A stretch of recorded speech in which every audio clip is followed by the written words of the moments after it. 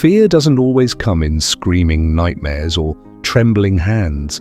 Sometimes it's disguised as logic, masked in concern, wrapped in a soft whisper that tells you to shrink back, stay safe, stay silent, stay small. And that kind of fear isn't from God, and you need to reject it. You've probably felt it before. That sudden unease when God tells you to step forward, speak truth, move into new territory, but your heart floods with what-ifs, and I'm not enough, and maybe later. Don't be fooled. That's not the voice of your shepherd. That's the serpent in disguise.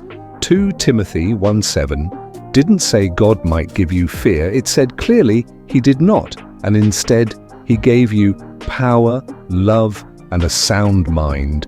And anything that contradicts that isn't divine, it's demonic. This fear is subtle. It speaks in spiritual language. It tells you to wait for confirmation when God already gave you a command. It tells you stay humble when what it really means is stay hidden. And while you keep praying for clarity, fear keeps stealing your calling. You think you're being cautious, but it's not caution. It's bondage. The Israelites in Numbers 13 stood right at the edge of promise, but fear said, "We are like grasshoppers."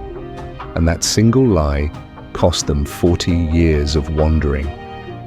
Some of you are still wandering, not because God didn't open the door, but because fear made you blind to it. The worst part is, fear doesn't just delay, it distorts. It makes you see giants where God has already cleared the path.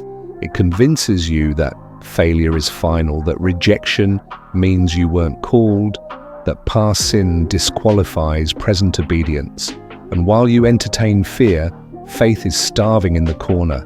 Fear will wrap itself in false humility, convince you that you're just being real. But let me be real with you, God never asked you to worship your insecurities. He asked you to believe. Romans 8:15 says you didn't receive a spirit of slavery to fall back into fear, but the spirit of adoption, so every time you listen to fear, you're forgetting who your Father is. This is the hidden war. Fear doesn't want to scare you, it wants to shape you into someone passive, powerless, paralyzed by overthinking. It's a spiritual cancer that quietly eats away your boldness. You don't need another sermon to get free. You need a moment of holy defiance where you say, enough.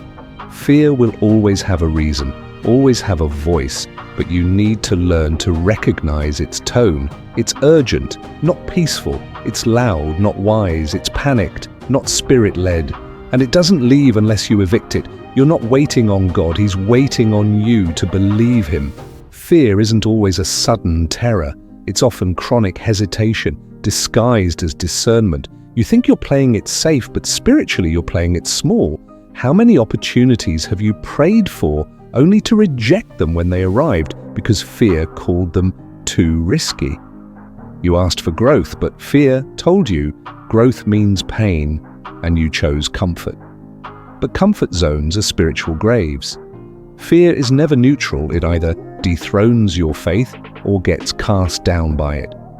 That's why Ephesians 6 lists the shield of faith, because fear will always come at you like flaming arrows, aiming for your identity, your future, your peace. If you don't hold up that shield daily, you'll start living under lies that sound reasonable. Some of you are letting fear make your decisions, build your schedule, design your prayers, but fear makes terrible blueprints for destiny.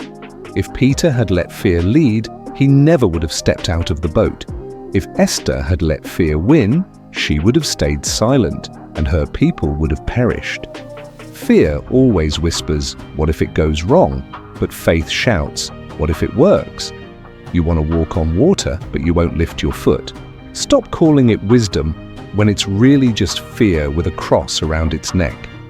The enemy knows he can't steal your salvation, so he tries to rob your boldness, because a silent believer is no threat to hell.